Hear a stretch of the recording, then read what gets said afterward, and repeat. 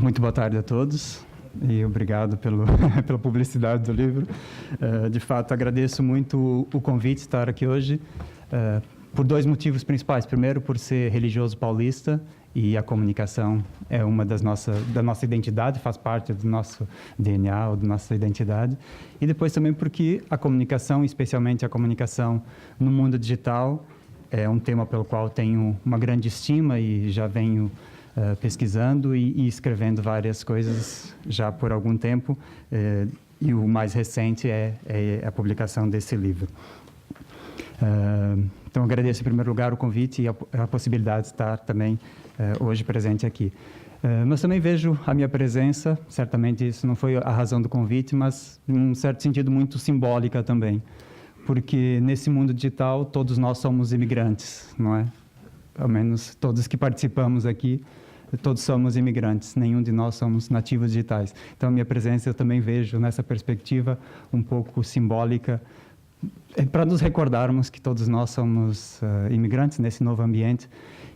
Mas o imigrante, em geral, também é o que mais contribui com a mudança das sociedades. E penso que aqui tem um papel importante. Vocês portugueses e nós brasileiros sabemos muito bem dessa perspectiva. Com a chegada dos imigrantes na América, houve uma grande transformação daquela sociedade. Positiva ou negativa, esse é outro aspecto, mas há uma grande transformação sempre numa sociedade. E penso que existem também muitos outros aspectos que ligam esse momento que estamos vivendo também com aquele período das navegações. As navegações possibilitaram também uma descoberta de um novo mundo, criaram novas rotas de comunicação, criaram uma revolução também a nível social e a nível antropológico. Podemos comparar com uma grande revolução que hoje também acontece com as redes digitais, que criam novos meios de comunicação e abrem uma perspectiva de um novo mundo. E se recordarmos, a Igreja teve um protagonismo muito grande na época das navegações e acompanhar os navegadores nesse processo de descobrimento, e chegaram ao mesmo tempo levando o Evangelho, levando Cristo, batizando, procurando levar o Evangelho a todo esse novo mundo, essa nova perspectiva que se abria com essa grande rede de navegações. E se voltarmos um pouco mais atrás também, a própria origem do cristianismo está ligada a uma rede de comunicação, com aquilo que o Império Romano criou através das estradas, uma grande rede de comunicação que possibilitou todo esse mundo conhecido, a Europa, o norte da África e parte da Ásia, como uma grande comunicação. Mas o ponto que eu gostaria de enfatizar é que a Igreja sempre utilizou muito bem toda essa rede de comunicação que existia, seja nas primeiras comunidades, que é uma sociedade em rede, e o Evangelho foi levado por São Paulo e pelos apóstolos, utilizando essa rede de comunicação que o Império Romano criou. O mesmo foram com os monges ou com os frades na Idade Média, que acompanharam os navegadores e levaram o Evangelho. Souberam utilizar esse sistema criado pelas navegações para levar o Evangelho. Hoje fica a questão, nós somos os protagonistas desse tempo, e será que aprendemos com a história? Como vamos fazer esse processo de levar o Evangelho a esse novo mundo, esse novo ambiente que também é aberto para nós hoje, que somos os protagonistas? E penso que essa mesa certamente vai apresentar contributos interessantes na maneira como desenvolver essa missão, ou como ser protagonistas desta nova evangelização que é necessária no mundo totalmente novo, um mundo que se abre. Então, por isso, penso que aqui, de diferentes perspectivas, dentro da Igreja, de fora da Igreja, perspectiva mais acadêmica ou mais pastoral, teremos aqui certamente muitos elementos importantes para essa reflexão. Então, seguiremos a ordem que está no próprio programa. Então, o próximo convidado, deixamos agora os padres e vamos para os leigos. Casado, o Fernando Marques, é casado, pai de 2 filhos, certamente nativos digitais, é engenheiro de informática, atualmente trabalha no Instituto de Engenharia de Sistemas de Computador do Porto, também é apaixonado, estudioso pela relação entre a tecnologia digital e a religião. E eu cito 2 trabalhos que escreveu nessa área. Um deles é Lançar e as Redes, a comunicação cristã na sociedade em rede. E o segundo, que foi uma dissertação de mestrado, que é o uso dos mundos virtuais no ensino da religião. E com o Fernando Cassola é interessante que é uma prova de que também as redes sociais servem para fazer amizade, porque nós já nos conhecemos há 1 ano e meio através do Facebook, e essa é a primeira vez que nos encontramos pessoalmente. Então também é uma prova de que as redes às vezes também são um ponto de partida para relações de amizade. Então, tenho a palavra. Muito obrigado, boa tarde. Antes de mais, quero agradecer o convite ao secretariado, o convite que me fez para estar aqui presente. Ainda não percebi muito bem o que é que venho aqui fazer, mas pronto, eu vou tentar apresentar o tema que me foi proposto, que é este: o desenvolvimento das redes sociais requer dedicação. E vou iniciar esta minha comunicação, que não é tão teórica, e por isso quero agradecer aos 2 intervenientes anteriores que me sucederam, que era mais teórico, e por isso é mais fácil para mim, porque já falaram da teoria, e eu, como estando agora atualmente na área da investigação, mas que trabalho com questões na área da engenharia informática, portanto são questões práticas, eu sou de caráter mais prático, eu não sou tão teórico, portanto agradeço a componente teórica, que eu assim facilita-me e sou mais prático, e vou tentar ter um caráter mais prático. Para começar, vou iniciar a contar uma história e depois então entro na componente do tema propriamente dito.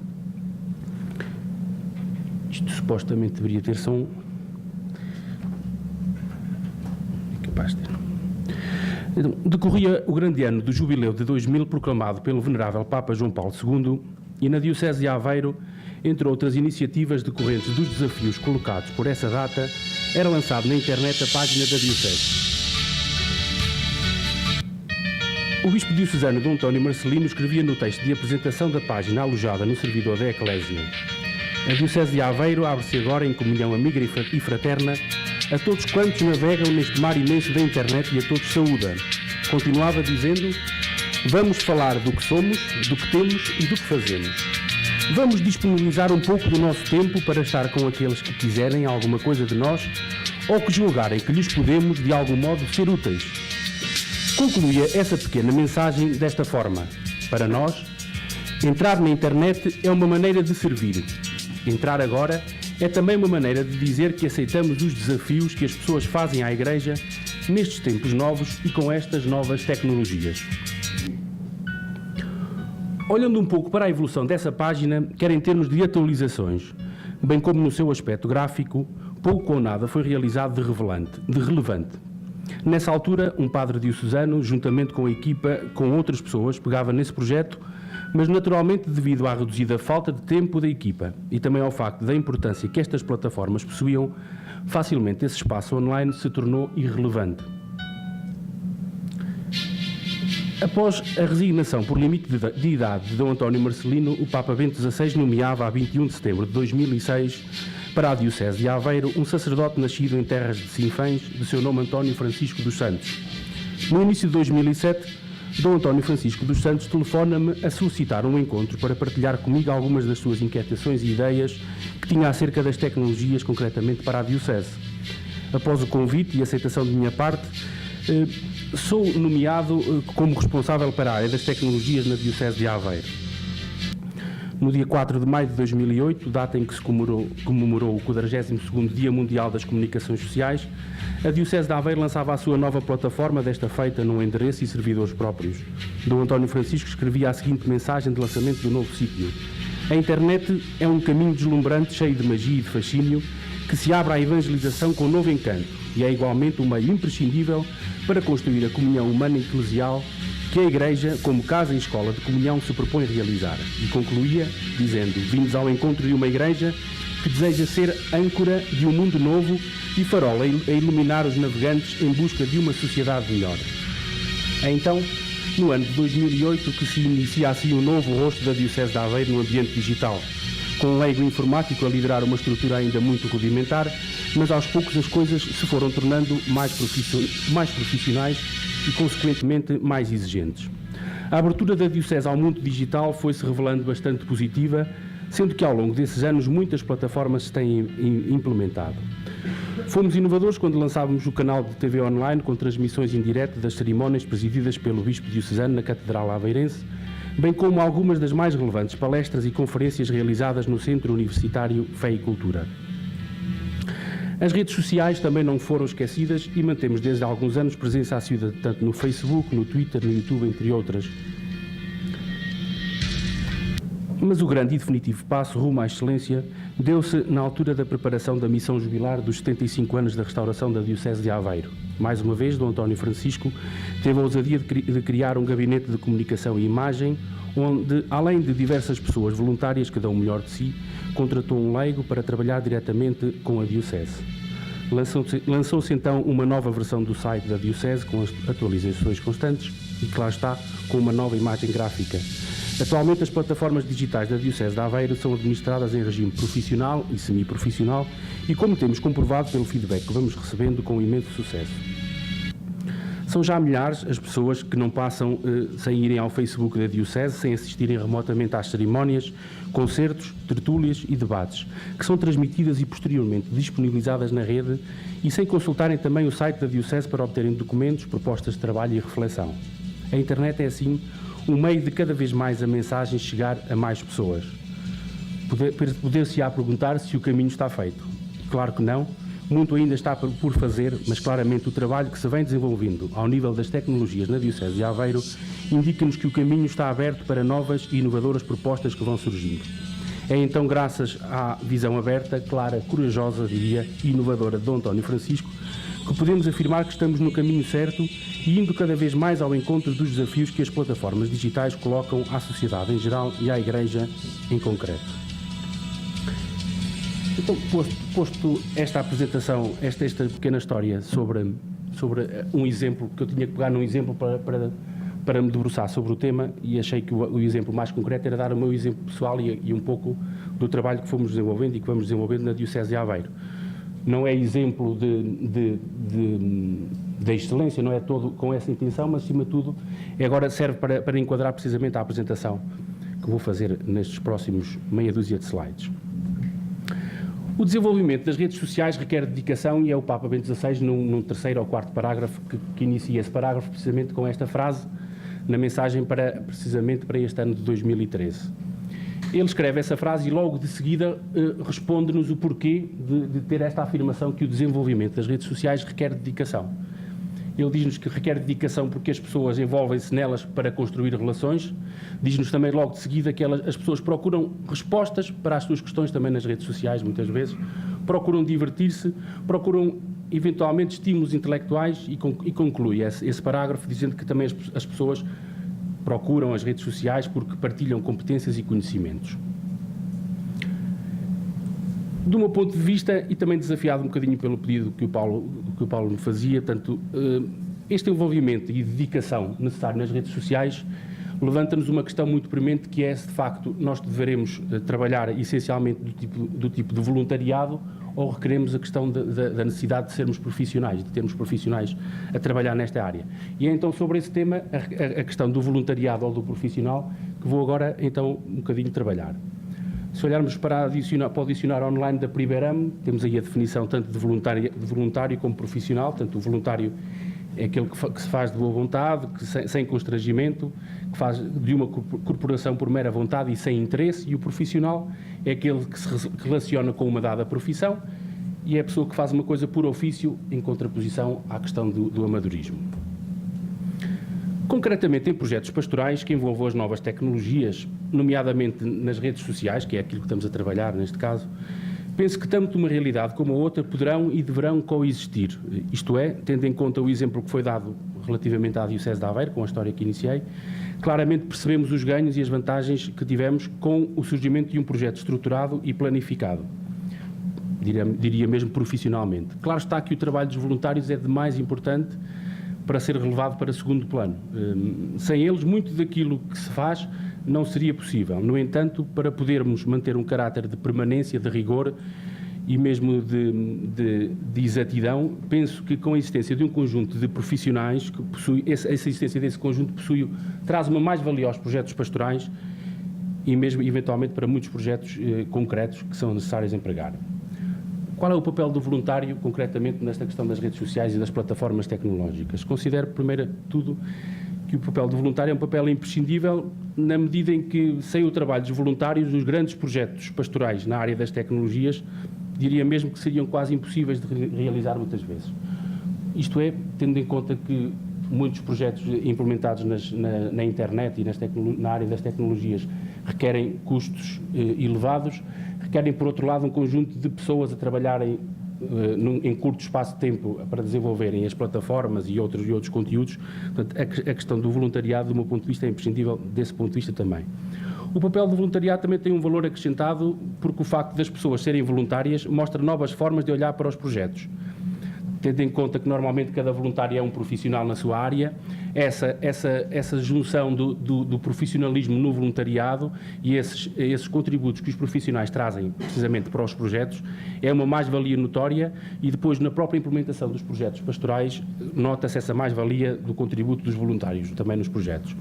É também um papel de entrega, portanto, que o tempo que o voluntário dedica aos projetos revela precisamente o amor à Igreja, tornando-se assim também sinal do amor de Deus. E é também, do meu ponto de vista, também é exemplo para todos aqueles que acompanham os projetos e que percebem a implicação e o tempo que é gasto também nesses projetos. Por outro lado, então, o papel do profissional qual é? Diria mesmo que é um papel de dedicação, porque o profissional que trabalha em projetos pastorais na área das tecnologias possui um papel importante porque deverá ser dedicado na função que lhe está emprestada. É também um papel, diria mesmo, de caráter de persistência. E acho que aqui é muito importante nós refletirmos um bocadinho isto, porque dado muitas vezes os projetos tecnológicos possuem um caráter inovador, nomeadamente em questões de igreja, porque não existem assim tantos estudos, eu diria mesmo que existem, são estudos reduzidos na área, a influência das redes sociais e dentro deste âmbito, o pouco que existe e vai-se fazendo, o exemplo que temos amanhã do Padre Spadar é um dos expoentes máximos na área do desenvolvimento destes estudos, mas são poucos, ainda são reduzidos. E então, muitas vezes, as plataformas digitais são abraçadas pela Igreja como desafios tecnológicos. E, portanto, este caráter de persistência obriga a um caráter inovador e isso obriga a que o profissional se atualize e esteja em constante descoberta, muitas vezes, para conseguir atingir os objetivos que lhe são propostos.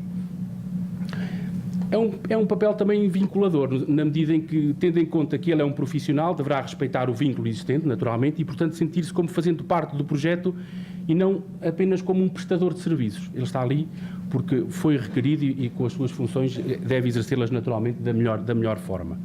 Podemos e devemos exigir a um profissional aquilo que muitas vezes não exigimos a um voluntário, naturalmente.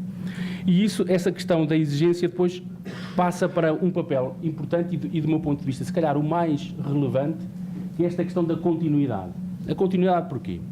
Porque a existência de um profissional nas equipas dos projetos pastorais é, do meu ponto de vista, a garantia da continuidade e da qualidade dos projetos. Muitas vezes, quando somente são acompanhados por voluntários, todos nós já passámos por esses exemplos, ou nas nossas paróquias, ou nos nossos grupos pastorais de catequese, etc., em que temos um voluntário que amavelmente acedeu a criar um blog, ou uma página no Facebook, ou um site, e o Padre Américo falava disso, e depois os sites ficam desatualizados. Porquê? Porque os voluntários, efetivamente, ou porque casaram e agora foram viver para não sei onde, ou porque foram para a universidade. São milhentas as razões, todos nós já presenciámos esse tipo de questões e, portanto, a existência de profissionais dedicados são garante da continuidade, porque os projetos não caem, basicamente, por essa falta de tempo e por essa ausência de pessoas dedicadas aos projetos. E passaria, então, agora para uma questão mais prática, que é, posto isto, qual é o tipo de presença online que nós deveremos e devemos possuir? O tipo de presença online pode ser naturalmente pessoal, que também pode ter esta leitura que eu vou tentar enquadrar, mas mais do ponto de vista institucional, quer enquanto diocese, paróquia, movimento, grupo, do mais institucional que queiramos perceber, antes de iniciarmos, ou mesmo quando estamos a repensar os nossos projetos pastorais, estas questões que estão aqui, quase aqui neste post-it, nós devemos pensar se os nossos projetos são de caráter permanente ou são um mero acontecimento, e então eu vejo-os como caráter intermitente. se o nosso projeto é de âmbito local ou é um âmbito regional ou nacional, eventualmente. Pensar muito bem qual é o público-alvo que nós queremos atingir, porque todo esse público-alvo vai condicionar todas as nossas publicações, desde uma mera frase à imagem que colocamos, ao vídeo que disponibilizamos. Tudo isso tem que ter o máximo de atenção para percebermos quem é que queremos atingir, qual é o público-alvo. Naturalmente, como qualquer projeto, deverá ter objetivos e deverá estar bem planificado, e percebemos muito bem quem é que vai gerir, quem é que vai implementar esses projetos e, claro, temos um plano de custos ajustado às nossas necessidades e com a realidade do nosso movimento ou do nosso serviço. No estudo solicitado aos responsáveis dos vários setores públicos nos Estados Unidos, este estudo foi realizado em 2012, foi publicado em finais de 2012, foi-lhes solicitado que indicassem quais eram as apostas para os próximos 12 meses na área das redes sociais, na área a que chamamos dos social media. Aquela montanha-russa, pelo menos é uma espécie, eu interpreto que aquilo é uma montanha-russa, portanto, ali que está em roxo, indica as preferências, isto é, indica aquilo que os profissionais das instituições indicam o que é que nos próximos 12 meses nós vamos tentar apostar nestas seguintes plataformas.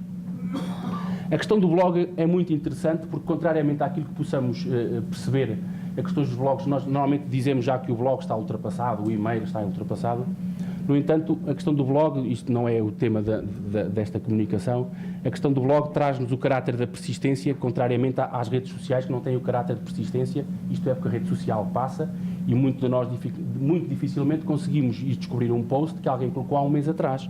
Opa, alguém colocou aquele post há um mês atrás sobre um tema, mas eu agora já não me lembro quem era, nem quando é que foi, e nós perdemos o rastro, não é? Naturalmente, a rede social é mesmo esse o objetivo.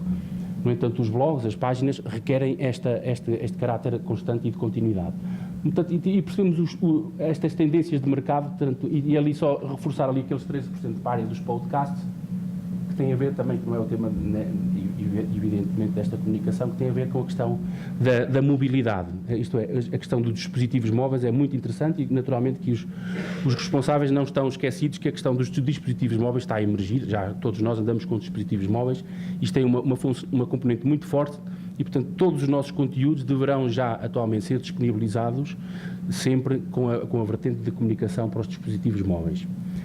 Por outro lado, neste gráfico que está aqui em baixo, também dentro do mesmo estudo, revela qual é que tem sido, do ponto de vista dos responsáveis, o que é que tem sido mais importante e o que é que tem respondido aos sucessivos apelos que eles têm sentido nas suas áreas de trabalho. E, portanto, claramente, as redes sociais têm respondido a isso e vemos ali as principais redes sociais a serem utilizadas. Esse estudo ainda tem gráficos e tem uma análise muito interessante e bastante reveladora do que são as tendências, mas só deixo aqui 3 ou 4 pontos, que é uma questão muito importante e que muitos de nós não estamos sensíveis para isso, mas certamente pessoas que estejam dentro da área percebem o que eu estou a dizer, que é utilizar o Google Analytics. O que é o Google Analytics?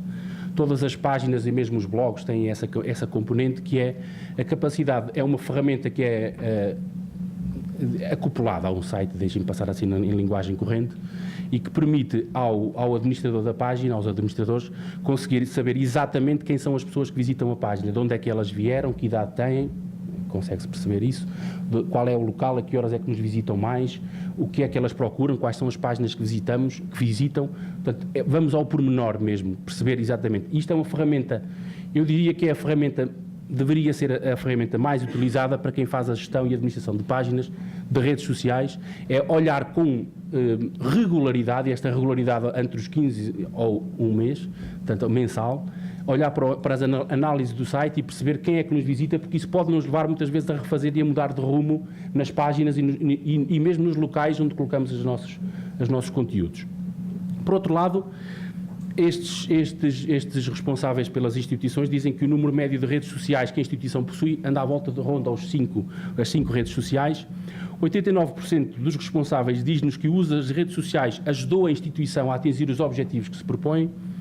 63% também dizem que as instituições possuem entre 2 a 5 elementos a trabalhar especificamente nesta área do social media. Portanto, mais uma vez, a questão profissional aqui patente. E por último, então, posto estes dados que apresentei, posto então quais são as tendências de mercado, digamos assim, o que é que nós devemos fazer? ponto 1 e muito importante é sermos sinceros. O Papa Bento XVI fala isso numa das mensagens para o Dia das Comunicações Sociais, e ele diz-nos que nós devemos ser sinceros, isto é, colocarmos online aquilo que somos e não aquilo que pretendemos ser. Isto é, mostrarmos o nosso rosto de movimento, de grupo, precisamente mostrarmos aquilo que somos e não aquilo que pretendemos ser. É muito importante este contacto real versus o contacto online. Muitos de nós já tivemos muitas vezes experiências de tentarmos, de percebermos o tipo de publicação que é feito no Facebook, mesmo nos sites, outras redes, e percebermos que muitas vezes a realidade desses movimentos não é aquela que corresponde efetivamente à realidade depois no contacto físico que falávamos aqui, muitas vezes é dispar, e diria, é um bom termo aplicar só o dispar. E portanto o Papa Bento XVI chama-nos a atenção para essa realidade que é muito importante. Por outro lado, é preciso estarmos presentes, isto é, não devemos, a não ser que tenhamos um evento que seja só um evento que queiramos comunicar, aí o tipo de comunicação é distinta daquela que eu estava a falar, mas nós devemos estar presentes, isto é, nós não devemos colocar somente informações, seja nas redes sociais ou mesmo nas nossas páginas, somente quando precisamos das pessoas, basicamente, porque muitos de nós conhecem estes exemplos, que só alguém aparece no Facebook ou no Twitter ou no YouTube quando tem alguma coisa a comunicar ou quando há um acontecimento, querem chamar as pessoas para o seu acontecimento. Fora isso, nunca mais aparecem, portanto, desaparecem. E como se percebe, as próprias redes sociais estão construídas para quem menos publica, menos aparece na timeline dos seus amigos, naturalmente. E, portanto, depois as pessoas dizem, mas eu publiquei lá no Facebook o evento e ninguém veio. Pois, naturalmente, se só vai lá quando é para publicar eventos, aquilo não funciona porque não aparece na timeline das pessoas. É óbvio, não é? E, entre outras, existem muitas técnicas, mas é muito importante percebemos esta questão do estar presente. É preciso também estar presente. Por outro lado, é preciso sabermos comunicar, naturalmente. Isto é, deverão existir cuidados ao nível daquilo que publicamos e aquilo que partilhamos. Já foi um bocadinho abordado isto. Os conteúdos deverão ser publicados com qualidade, sem erros. É muito importante não termos erros, porque isso choca muitas vezes. E penso que o lugar ao amadorismo nesta componente nunca é bem visto. Da experiência que tenho, o lugar ao amadorismo, ao perceber-se que há ali que as coisas não estão bem sedimentadas, é muito importante e isso não funciona. Diria que esta questão também do feedback é, do meu ponto de vista, importante e relevante. Porquê? Porque se estamos online temos de dar resposta. Isto é, se nós temos canais abertos de comunicação, seja no Facebook, no Twitter, no YouTube, todos eles são canais que nos permitem são canais bilaterais, portanto, são comunicação e ação, nunca pode ser só quem nos comunica, nós muitas vezes já tivemos essa experiência, que é comunicarmos através da rede e não existe um grupo de pessoas ou não existe ninguém responsável depois para dar feedback às mensagens que são colocadas. E todos nós conhecemos exemplos de empresas que pelo feedback que vão dando depois nas redes sociais muitas vezes corre mal, não é? Portanto, é precisamente termos atenção a essa questão do profissionalismo e daquilo que colocamos e é uma questão muito atenção ao feedback que devemos dar. Portanto, diria que o equilíbrio entre dar e receber nas redes sociais, como na vida, é muito importante e penso que a frase do autor do Príncipezinho é reveladora daquilo que eu tentei comunicar, que é que não há comunicação sem envolvimento. Por último, deixava só um vídeo que é relativamente aos dados de 2012, que é um vídeo que decorre todos os anos nos finais de ano e só para terminar a comunicação, então. São 2 minutos, penso que ainda tem tempo, não é? Dá.